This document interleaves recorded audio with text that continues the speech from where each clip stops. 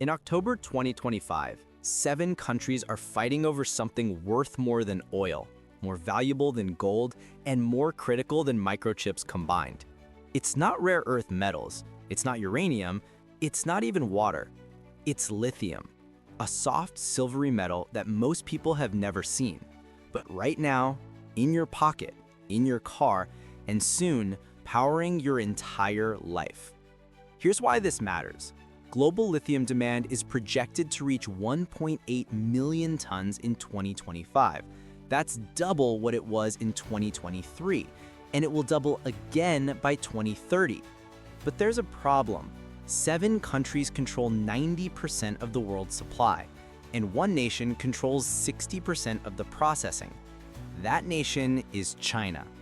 This is the race for green gold, and by the end of this video, you'll understand which countries will win, which will lose, and why this resource will define the next 50 years. Because by 2030, whoever controls lithium controls the world's batteries, cars, and armies. Let's start with the triangle. If you look at a map of South America, there's a region straddling 3 countries that holds the future of energy: Bolivia, Chile, and Argentina. Together, they form what experts call the Lithium Triangle. And this triangle contains 54% of the world's identified lithium resources. 54%. Let me put that in perspective. If Saudi Arabia, Iraq, and Kuwait formed an oil triangle in 1950, they would control roughly the same percentage. And we all know how that shaped the 20th century. The lithium triangle is shaping the 21st. Let's start with Chile. The Atacama Desert in northern Chile is one of the driest places on Earth. Almost no rain, extreme temperatures, nothing can grow there. But beneath the salt flats lies something extraordinary. The Salar de Atacama contains 26% of the world's lithium reserves, 9 million tons. Chile has been mining lithium since the 1990s. Companies like SQM and Albemarle operate massive facilities there. In 2024, Chile produced 44,000 tons of lithium carbonate equivalent. That's enough to power 12 million electric vehicles. But there's a catch. Lithium extraction requires water. Massive amounts of water. For every ton of lithium, producers need roughly 500,000 liters in one of the driest deserts on Earth. This has created a conflict. Indigenous communities who have lived in the Atacama for centuries are running out of drinking water.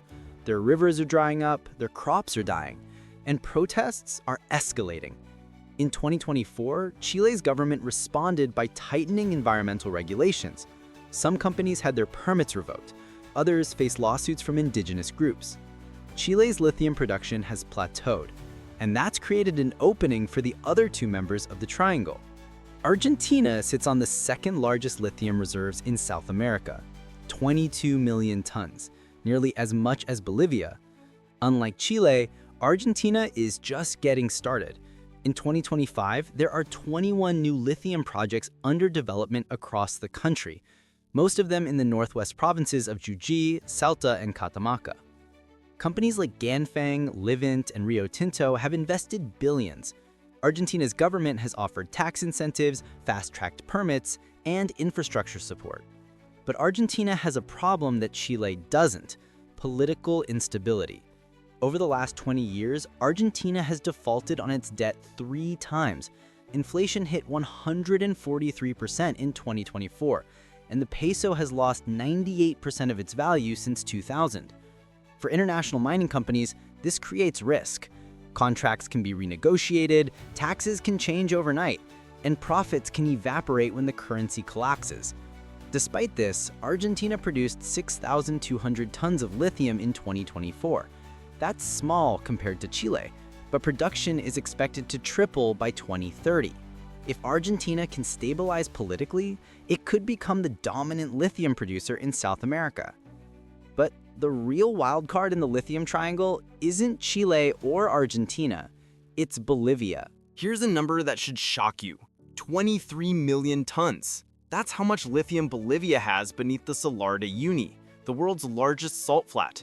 Over 10,000 square kilometers of pure white salt crust stretching to the horizon. Bolivia has the largest lithium reserves on the planet, larger than Chile, larger than Argentina, larger than Australia. If Bolivia fully develops its lithium resources, it could supply the entire world for decades. It could transform from one of South America's poorest countries into a lithium superpower. So why hasn't it? For decades, Bolivia's government refused to allow foreign companies to extract lithium. President Evo Morales nationalized the lithium industry in 2008. He argued that foreign companies would exploit Bolivia's resources without benefiting Bolivians. Instead, Bolivia's state-owned company, Yacimientos de Lithium Bolivianos, would handle extraction. The problem? They didn't have the technology. For 15 years, Bolivia built pilot plants that produced almost nothing. By 2023, while Chile was producing 44,000 tons, Bolivia produced 500 tons from the world's largest reserves. But in 2024, everything changed. Bolivia signed a $1 billion deal with a Chinese consortium, CATL, the world's largest battery maker, BRUNP, CATL's recycling subsidiary, and CMOC, China's largest molybdenum producer. The deal allows China to build 2 direct lithium extraction plants in the Uyuni salt flat. Combined capacity, 25,000 tons per year, using cutting-edge DLE technology that can extract lithium in weeks instead of 18 months. If successful, Bolivia could start producing industrial-scale lithium by the end of 2025. But here's where it gets geopolitical. China now has access to the world's largest lithium reserves, and the United States has zero influence in Bolivia. This is the new great game, and it's happening right now. Before we continue, quick question. Which country in the lithium triangle do you think will dominate by 2030? Chile, Argentina, or Bolivia? Drop your answer in the comments. I'll pin the most interesting prediction. Now, let's talk about the countries outside South America, because the lithium triangle isn't the only player in this race. In fact, the current global leader isn't even in South America. It's Australia. In 2024, Australia produced 52% of the world's lithium, more than Chile, Argentina, and China combined.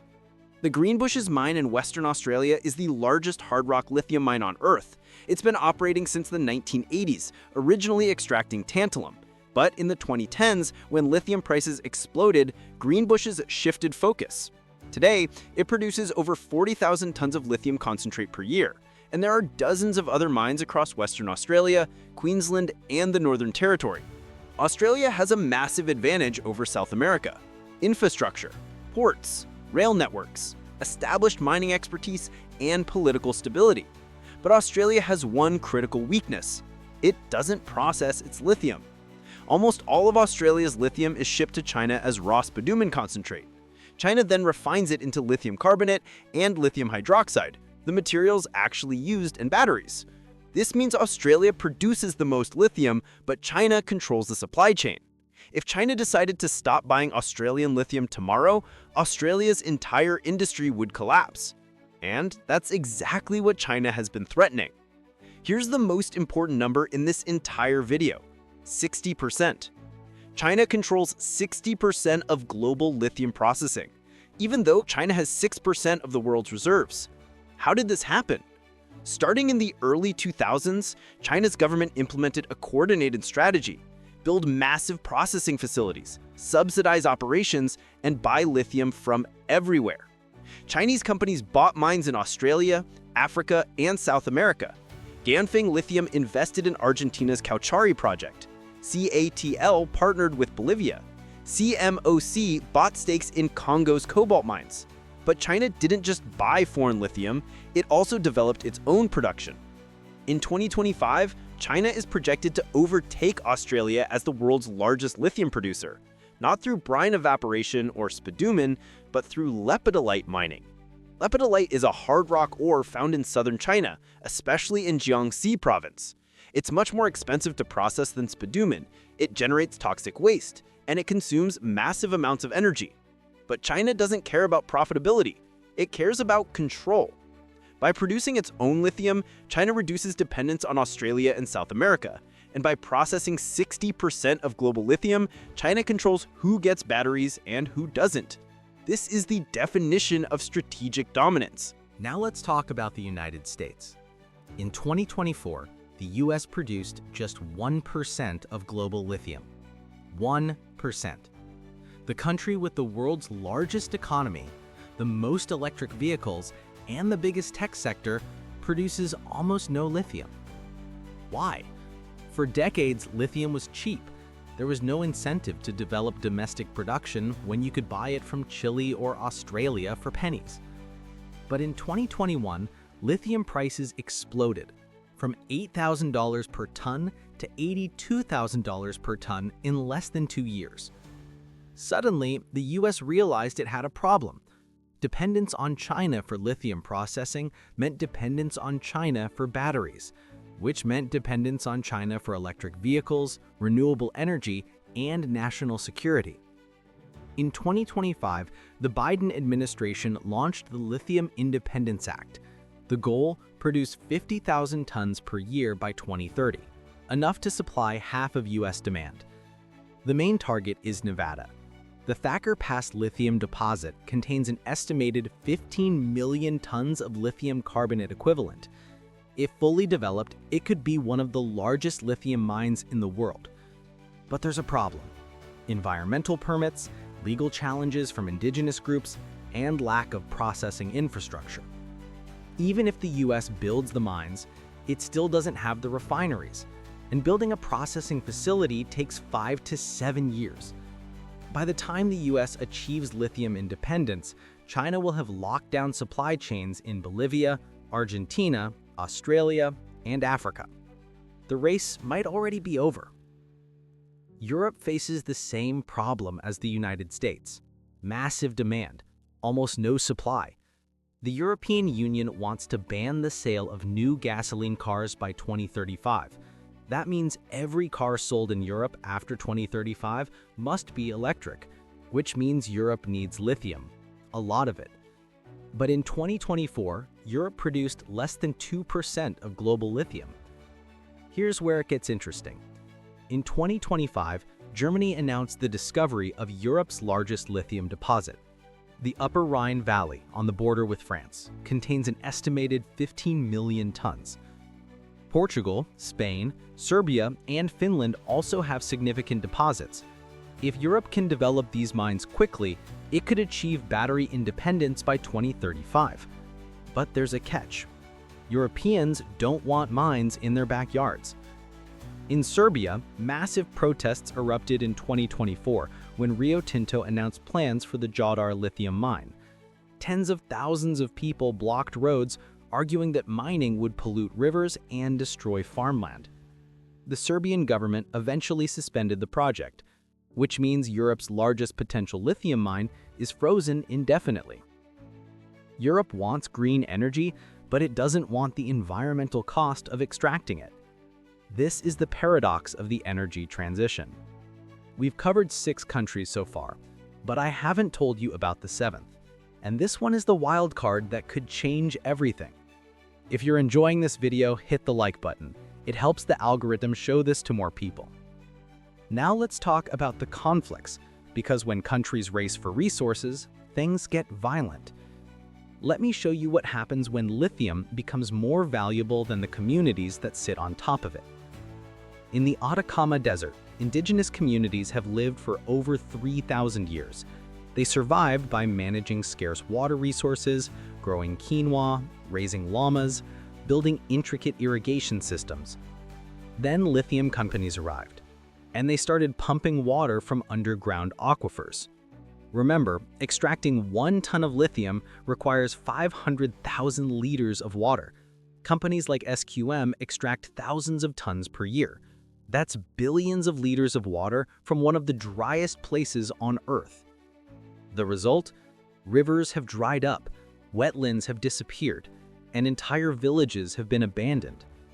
In 2024, protests escalated. Indigenous groups blocked roads to lithium facilities. Some filed lawsuits. Others demanded royalties from lithium sales. Chile's government is caught in the middle. It needs lithium revenue to fund social programs, but it also faces international pressure to protect indigenous rights and the environment. This is a conflict with no easy solution.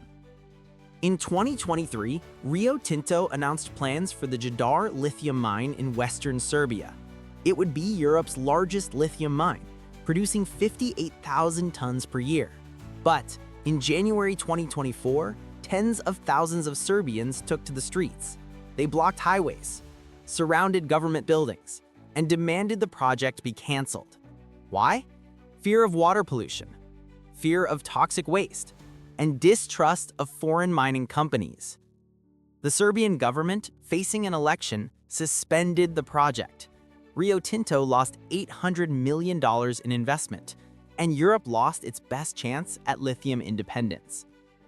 This is the political reality of lithium mining. Even when the economics make sense, the politics can kill the project. When Bolivia signed its $1 billion deal with China, not everyone celebrated.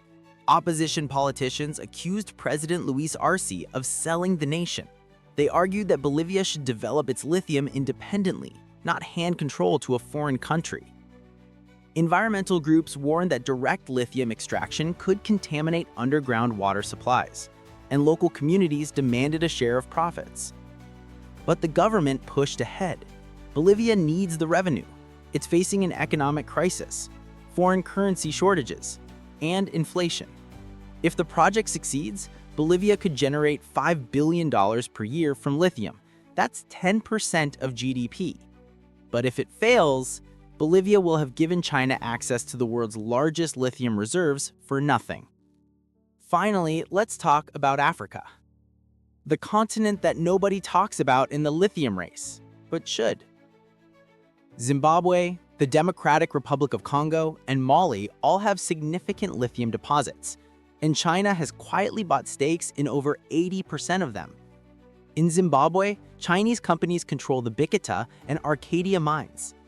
In DRC, they're extracting lithium alongside cobalt. In Mali, despite political instability and military coups, Chinese firms continue operations.